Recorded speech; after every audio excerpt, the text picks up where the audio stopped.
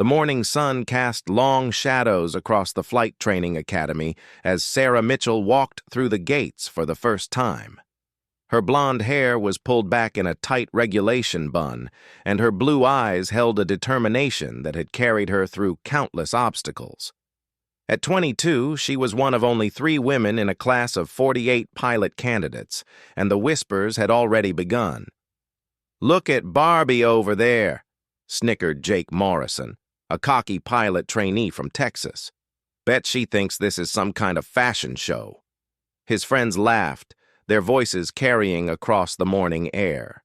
Sarah kept walking, her jaw set firm. She had heard it all before. The truth was, Sarah Mitchell had been dreaming of flying since she was 7 years old. Growing up on her grandfather's farm in Iowa, she had watched crop dusters dance through the sky above the cornfields. Her grandfather, a World War II pilot, had told her stories of aerial combat that made her heart race. When she announced her intention to become a military pilot, her family's reaction was mixed. "Sweetheart, maybe you should consider something more suitable," her mother had said gently. "Flying is dangerous work, and those men won't make it easy for you." But her grandfather had smiled and handed her his old flight manual. "If you've got the fire in your belly, kiddo, don't let anyone put it out." The first day of ground school was brutal. Instructor Captain Rodriguez was a veteran pilot with zero patience for weakness. His dark eyes scanned the room like a hawk hunting prey. "Look around you," he barked. "Half of you won't make it through the first month. The other half will wash out before you ever touch a real aircraft. Flying isn't a game, and the military isn't looking for heroes. We want pilots who can follow orders and keep their aircraft in the air." Sarah absorbed every word, every diagram, every technical specification. While some of her classmates struggled with the complex mathematics of aerodynamics, she excelled. Her photographic memory, which had made her a straight-A student in college, now helped her master flight systems and emergency procedures faster than anyone expected. But knowledge in the classroom was different from respect in the hangar. During their first practical training session, the class was introduced to the flight simulators. These massive machines could replicate the experience of flying without leaving the ground.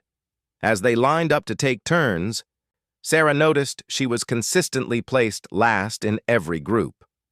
"Ladies first," Todd Williams would say with a smirk, but his tone made it clear this wasn't courtesy. It was mockery. The other trainees seemed to enjoy watching her struggle with equipment that was clearly designed for larger frames. The flight suit was too big, the helmet didn't fit properly, and reaching some controls required stretching. During her first simulator flight, Sarah's hands trembled slightly on the controls. The simulated aircraft lurched and rolled as she tried to maintain level flight.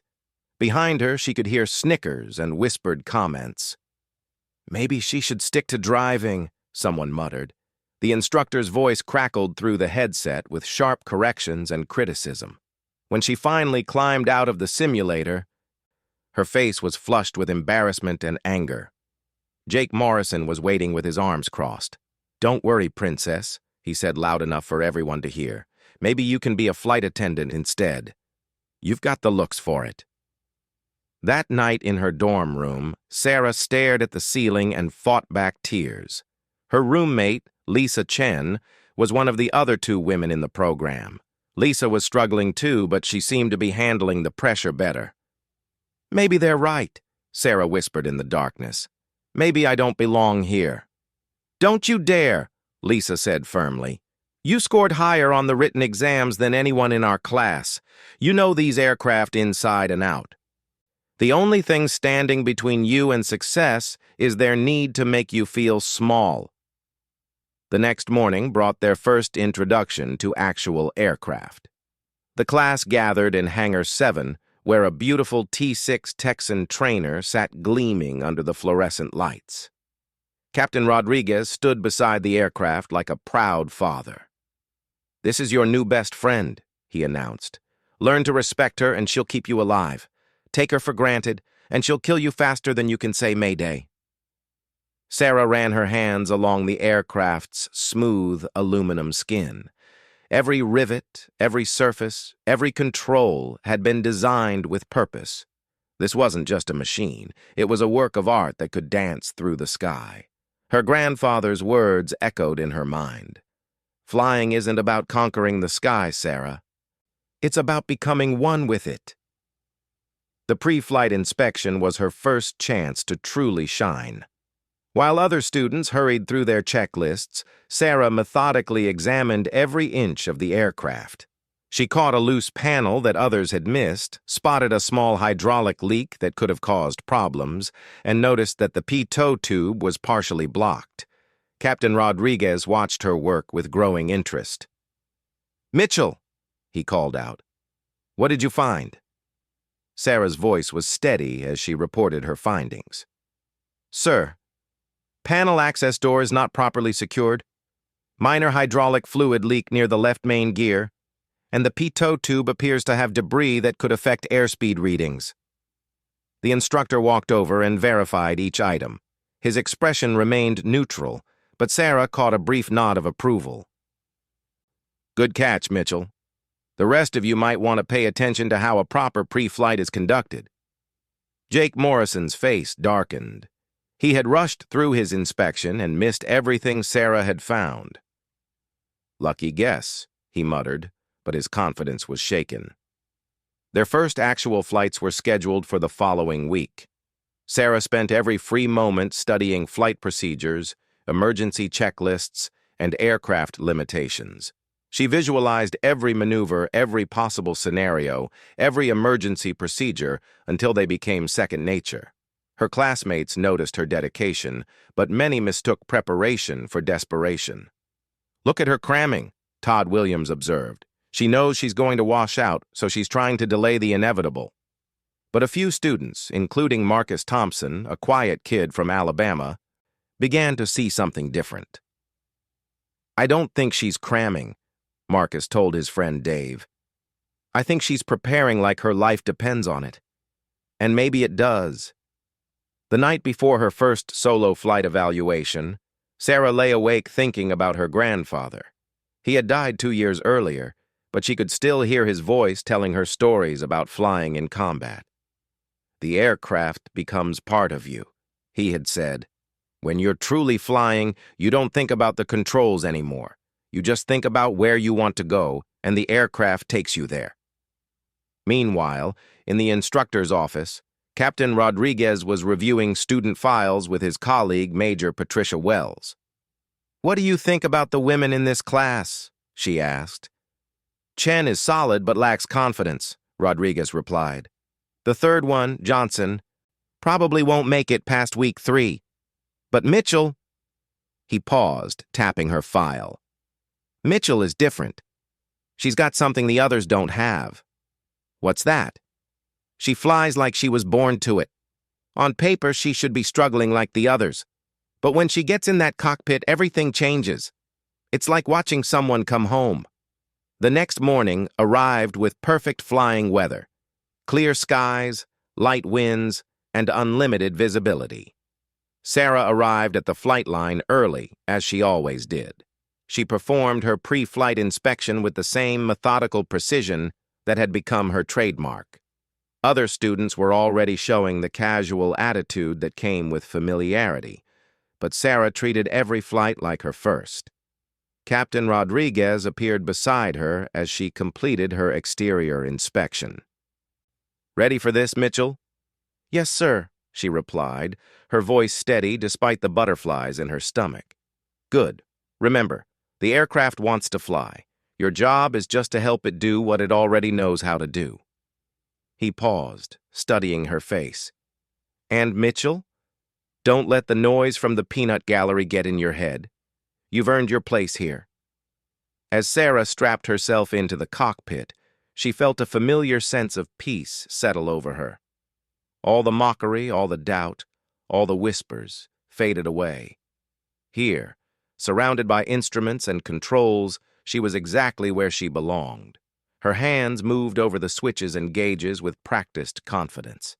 The engine roared to life, and Sarah felt the aircraft's power flowing through the airframe. She contacted ground control with crisp, professional radio calls that impressed the controllers. As she taxied toward the runway, she could see some of her classmates watching from the hangar. Jake Morrison stood with his arms crossed, clearly hoping to witness her failure. "Tower, Training 7-5 requesting takeoff clearance," Sarah transmitted. "Training 7-5, cleared for takeoff. Winds calm, fly safe." Sarah aligned the aircraft with the runway centerline and smoothly advanced the throttle. The T-6 accelerated down the runway, and at exactly the right moment, Sarah pulled back on the stick. The aircraft lifted off the ground as if it had been waiting its whole life for this moment. From the ground, Captain Rodriguez watched through binoculars. In the hangar, conversations had stopped. Even Jake Morrison found himself holding his breath. The blonde girl they had all dismissed was flying with the grace and precision of a seasoned pilot. Sarah climbed to her assigned altitude and began the prescribed training maneuvers. Each turn was perfectly coordinated, each altitude change smooth and precise. She flew through the practice area with an elegance that made it look effortless. The radio crackled with approving comments from air traffic control, who rarely complimented student pilots. When she returned to the pattern for landing, Sarah set up her approach with textbook precision.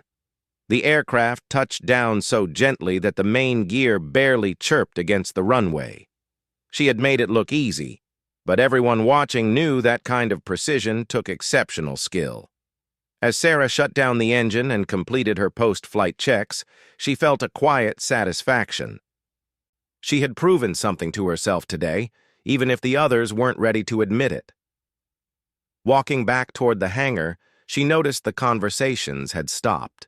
Several instructors had gathered to watch her land, and even some of her harshest critics were looking thoughtful. "How did it go?" Lisa Chen asked as Sarah approached. "It went exactly like it was supposed to," Sarah replied with a small smile. She was beginning to understand that she didn't need their approval or acceptance. She just needed to keep flying. 3 months into training, Sarah Mitchell had quietly become the most skilled pilot in her class, though few were willing to admit it. Her flight scores were consistently at the top, her emergency procedures were flawless, and her situational awareness was becoming legendary among the instructors. But the respect she deserved remained elusive. The breakthrough moment came during an advanced formation flying exercise. The class had been divided into pairs for close formation training, a challenging skill that required absolute trust and precision. Sarah was paired with Derek Chen, Lisa's older brother, who had joined the program 2 weeks after the original class began.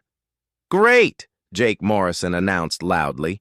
"The beauty queen gets to fly with the backup quarterback." Derek had been a college football player before deciding on aviation, and his athletic coordination was serving him well in flight training. Unlike his sister, Derek had quickly gained acceptance among the male trainees. The formation exercise required the wingman to fly within 3 feet of the lead aircraft while performing various maneuvers. It was dangerous work that demanded split-second reactions and absolute concentration. Many experienced pilots struggled with formation flying, and student pilots sometimes took months to master the basics. Sarah was assigned as wingman to Derek's lead aircraft. As they taxied out together, Derek's voice crackled over the radio. "Just stay loose back there, Sarah. Don't try to be perfect. Formation flying is about feeling the aircraft, not fighting it." During the pre-flight briefing, Captain Rodriguez had emphasized the dangers. "Formation flying has killed more pilots than enemy action in some conflicts," he warned. "Your margin for error is measured in inches, not feet. One mistake, one moment of inattention, and both aircraft go down." As they lifted off together, Sarah tucked her T-6 into position just off Derek's right wing. The turbulence from his aircraft bounced her around like a leaf in a windstorm. Her first instinct was to fight the movement, to force her aircraft to hold position through sheer willpower, but Derek's advice echoed in her mind. Instead of fighting, Sarah relaxed her grip on the controls. She stopped trying to force the aircraft into position and instead began to anticipate Derek's movements. Within minutes, something magical happened. Her aircraft seemed to settle into formation as if connected by invisible cables. "Tower, Formation 7-5 flight is ready for the practice area," Derek transmitted. From his position in the lead aircraft, Derek glanced over at Sarah's T-6. She was holding formation with a steadiness that impressed him.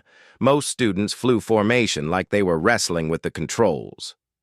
Sarah's aircraft appeared to be floating alongside his with effortless precision.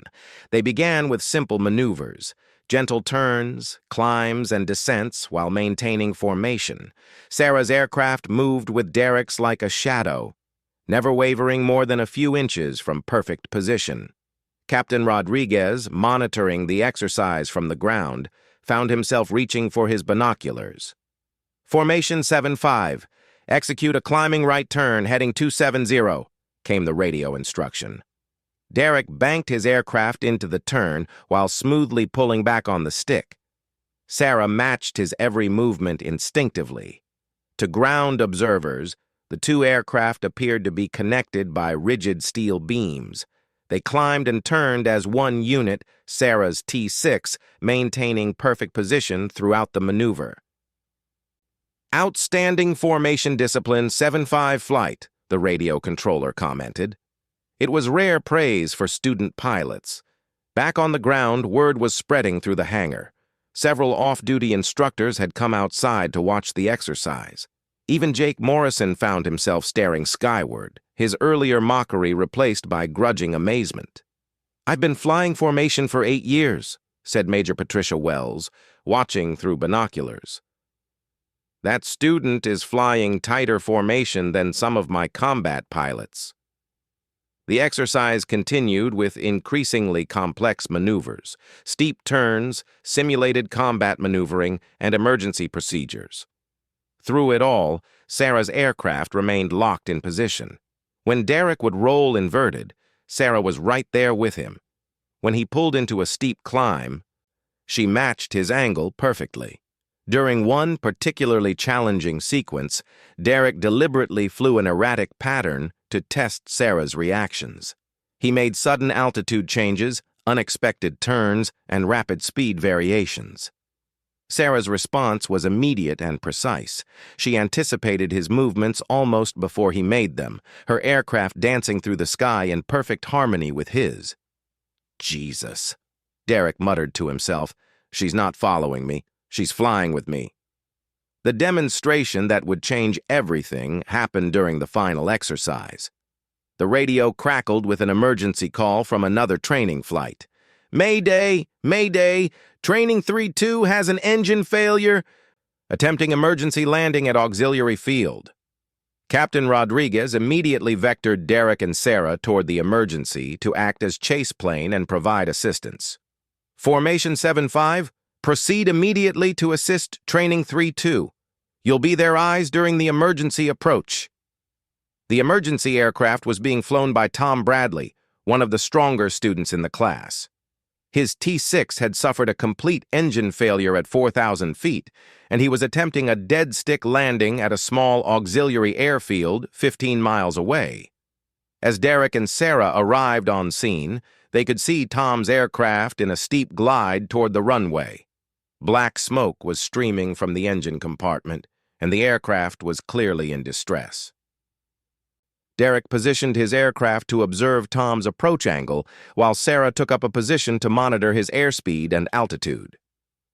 "Training 3-2, you're coming in too steep," Derek radioed. "Shallow your descent angle." But Tom was fighting panic and not flying the aircraft properly. His approach was erratic, his airspeed was fluctuating wildly, and he was clearly in danger of stalling the aircraft short of the runway. 3-2, you need to push the nose down and gain airspeed, Sarah transmitted calmly. "You're getting too slow." Tom's voice was tight with stress. "I can't make the runway. I'm going to have to put it down in the field." Sarah could see what Tom couldn't. His aircraft actually had enough altitude and airspeed to make the runway if he flew the approach correctly, but fear was making him fly poorly. and a field landing would likely result in serious injury or death. Without hesitation, Sarah broke formation and positioned her aircraft directly ahead of Tom's T-6. 3-2, follow me. I'm going to show you the proper approach path. Sarah, what are you doing? Derek called over the radio. Trust me, she replied. Flying just ahead of the emergency aircraft, Sarah demonstrated the exact approach angle and airspeed Tom needed to use. Her T-6 carved through the sky in a perfect glide path, showing Tom exactly where to aim and how to control his descent. Match my approach angle, 3-2, Sarah transmitted. Keep your nose on my tail and maintain this exact airspeed. Tom, desperate and out of options, followed Sarah's lead. Her calm voice and precise flying gave him something to focus on besides his panic. He matched her approach angle and airspeed, and suddenly his erratic flight path smoothed out. Perfect, 3-2, you're right on target. Just follow me down. Sarah led the emergency aircraft all the way to the runway threshold, then executed a sharp climbing turn to get out of the way. Tom's T-6 touched down safely on the runway and rolled to a stop near the emergency vehicles. The radio exploded with congratulations and relief. Tom was safe, his aircraft was intact, and what could have been a tragedy had been averted by quick thinking and exceptional flying skills. As Derek and Sarah flew back to their home field, Derek's voice was thoughtful on the radio. That was some pretty impressive flying back there. Just doing what needed to be done, Sarah replied. When they landed and shut down their aircraft, a crowd was waiting. Word of the emergency assistance had spread quickly, and everyone wanted to hear the details. Captain Rodriguez approached Sarah as she completed her post-flight checks. That was outstanding airmanship, Mitchell, he said formally. Then his voice softened slightly. Your grandfather would have been proud. For the first time since arriving at the academy, Sarah felt a moment of pure satisfaction, not because of the praise, but because she had used her skills to help a fellow pilot in distress. That, she realized, was what flying was really about. Later that evening, Tom Bradley sought out Sarah in the dining hall. His approach was hesitant, and his voice was quiet when he spoke. I wanted to thank you for what you did up there today. Without your help, I probably would have tried to land in that field and... He didn't finish the sentence. You would have figured it out, Sarah said kindly. Sometimes we just need someone to show us what we already know. Jake Morrison, who had been listening from a nearby table, found himself reevaluating everything he thought he knew about the blonde pilot he had dismissed as a pretty face. The flying he had witnessed that day was beyond anything he could accomplish, and her calm professionalism during the emergency had been remarkable. As word of the incident spread through the academy, Sarah began to notice subtle changes in how she was treated. Instructors who had barely acknowledged her before now sought her out for technical discussions. Fellow students who had ignored or mocked her began asking for study help and flying advice. The transformation wasn't complete, and she still faced skepticism from some quarters, but something fundamental had shifted. Sarah Mitchell was no longer seen as an outsider trying to prove she belonged. She was beginning to be recognized as what she had always been, a natural pilot with extraordinary skills. Captain Rodriguez updated her file that night with a single notation. Exceptional pilot. Recommend for advanced training. It was a designation reserved for the top 1% of student pilots, and Sarah had earned it through pure skill and determination. But even Captain Rodriguez couldn't have predicted what was coming next. The Academy was about to face a crisis that would test every pilot's skills to the absolute limit, and the blonde ace they had all underestimated was about to show them what true flying really looked like.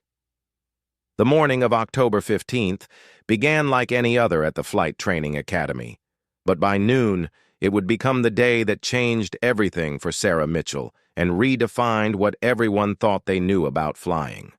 A massive storm system was approaching from the west, bringing with it dangerous weather that would shut down all training operations for at least 3 days. The plan was simple: get all aircraft safely on the ground and secured before the weather arrived.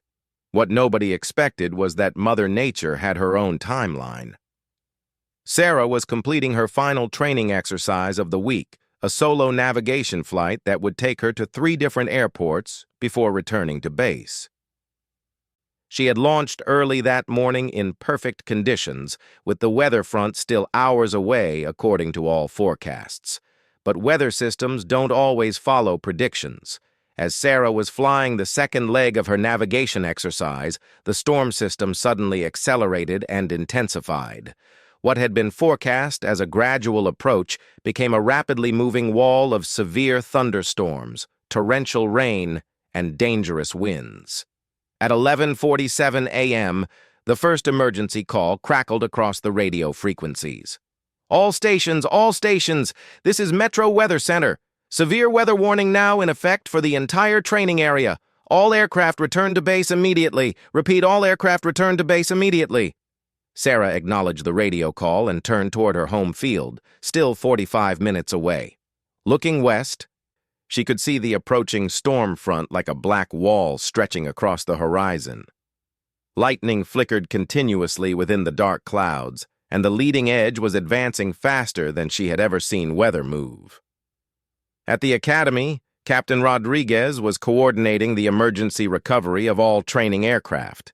Student pilots were scattered across a 200-mile area, and getting them all safely on the ground before the storm arrived would be challenging but manageable. His weather radar showed they had about 90 minutes before conditions became dangerous. But the radar was wrong. The storm was moving twice as fast as predicted, and its intensity was beyond anything the meteorologists had forecast. By noon, it would be clear that several aircraft wouldn't make it back to base in time. Sarah was still 25 minutes out when she encountered the first effects of the advancing weather. Turbulence began bouncing her T-6 around like a toy, and visibility started decreasing as clouds moved in. Her radio was filled with increasingly urgent calls from other student pilots, reporting deteriorating conditions. "Training base, this is 7-7, came Jake Morrison's voice over the radio. "I'm encountering severe turbulence and rain. Request priority handling for immediate approach." Jake was only 10 minutes from the field, but his voice carried the strain of a pilot dealing with conditions beyond his experience level. Behind him, 3 other aircraft were also requesting priority handling as they raced the storm toward safety. Sarah monitored the radio traffic as she continued her own race against the weather. She could hear the stress in her classmates' voices as they struggled with worsening conditions.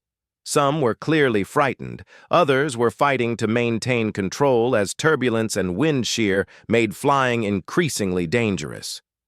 Then came the call that changed everything. "Mayday! Mayday! Mayday!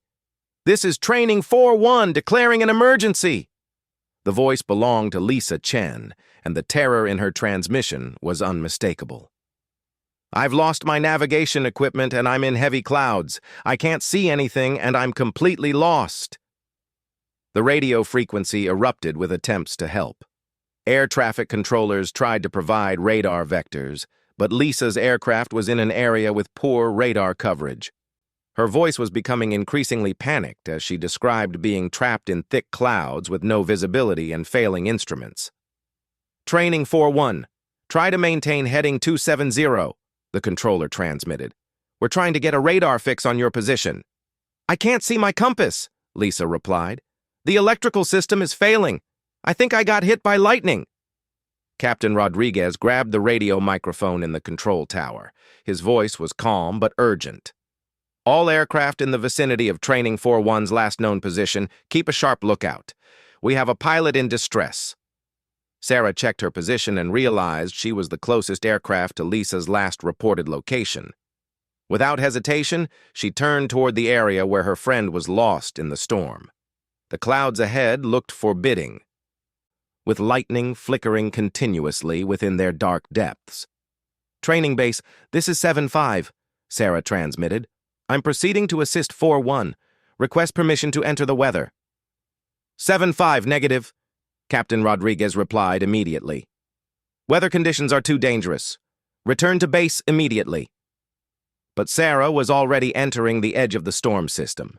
The turbulence hit her aircraft like a sledgehammer, throwing her violently against her restraints. Rain hammered against the windscreen with such intensity that she could barely see her instruments. Lightning illuminated the clouds around her in brilliant, terrifying displays of nature's power. "Lisa, this is Sarah," she transmitted on the emergency frequency. "I'm coming to find you. Keep talking so I can get a direction on your radio signal." Lisa's voice was barely audible through the static. "Sarah, don't come in here. It's terrible. I can't control the aircraft." Sarah pressed deeper into the storm, using every skill her grandfather had taught her about flying in dangerous weather. She flew by instruments alone, trusting her training and experience to keep her aircraft under control. The T-6 was being tossed around like a leaf in a hurricane, but Sarah's touch on the controls was steady and precise. "Keep talking, Lisa. I need to hear your voice to find you." For 10 agonizing minutes, Sarah flew through the worst weather conditions she had ever experienced. Lightning struck all around her, the turbulence was beyond violent, and ice was beginning to form on her wings. Lesser pilots would have lost control within minutes, but Sarah's natural flying ability and countless hours of preparation kept her aircraft flying. Then, through a brief break in the clouds, she saw it.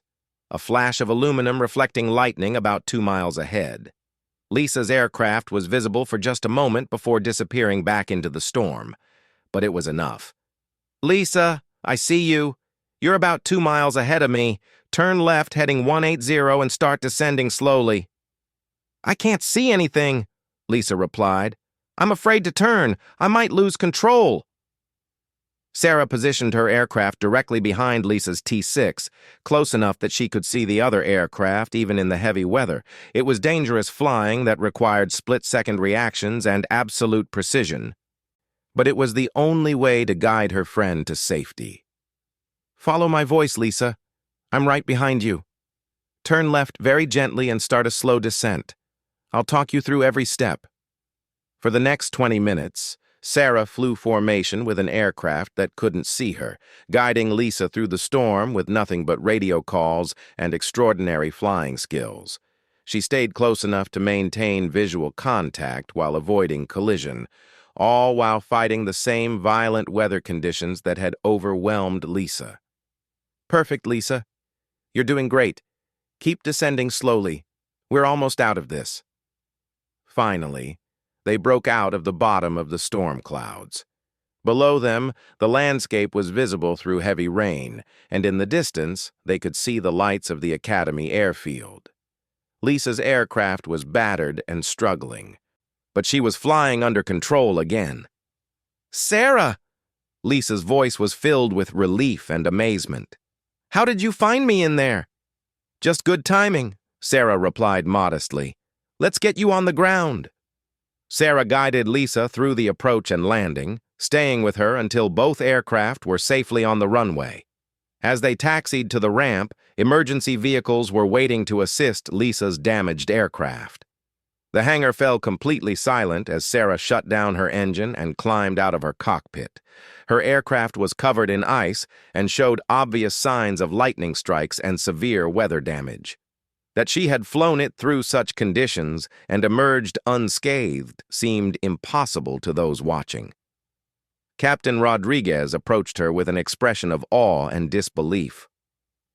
"Mitchell, what you just did..."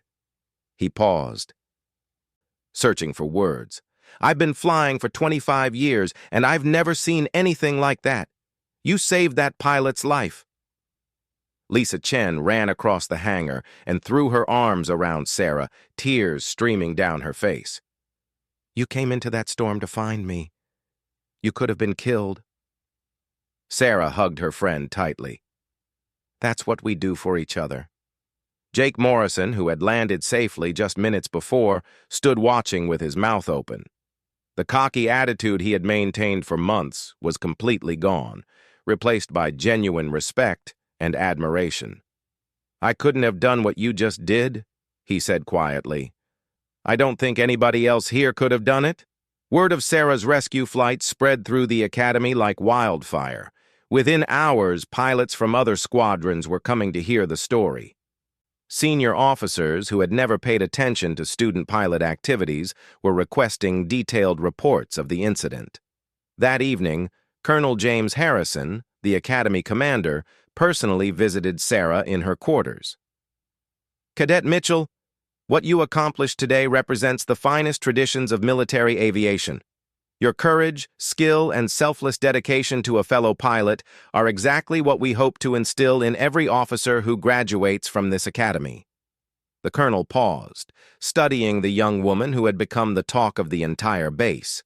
"I'm recommending you for early assignment to our most advanced training programs. Officers with your abilities are exactly what our service needs."